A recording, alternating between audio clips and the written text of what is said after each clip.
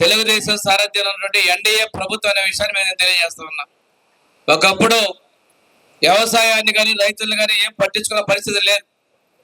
ఈరోజు రైతుల కోసం వ్యవసాయం కోసం డ్రోన్లు ఇస్తూ 8 లక్షల డ్రోన్లు 6 లక్షల రూపాయల సబ్సిడీ తోటి మండలానికి 2 డ్రోన్లు మన ప్రభుత్వం అందజేస్తా ఉంది.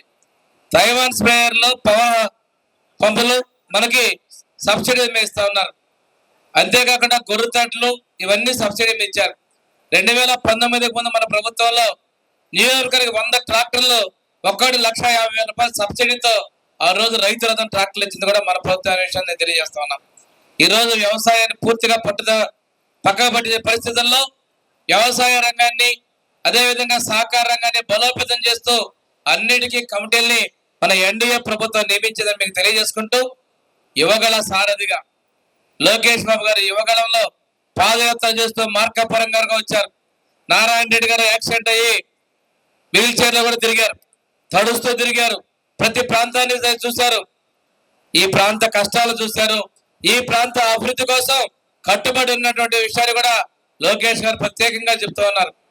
ఈ ప్రాంతం మార్కాపురంలోనే పుట్టినరోజు చేసుకుని చంద్రబాబు నాయుడు గారు మార్కాపురం జిల్లా ఇస్తామని చెప్పి అతి కొద్ది నెలల్లోనే ఈ జిల్లాను కూడా చేయబోతున్నామని కూడా మీకు తెలియజేస్తా ఉన్నాం.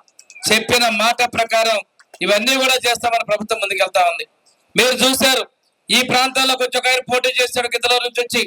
ఇక్కడ పోటీ చేసినటువంటి వాళ్ళందరూ కూడా వాళ్ళ నాయకుడు వచ్చాడు, ఆ రోజున ముఖ్యమంత్రి పక్కన పోయి నీళ్లు లేకుండా ఏమీ లేకుండా పోయి జాతికి అంకితం అని చెప్పి బోర్డు చేసుకున్నారు.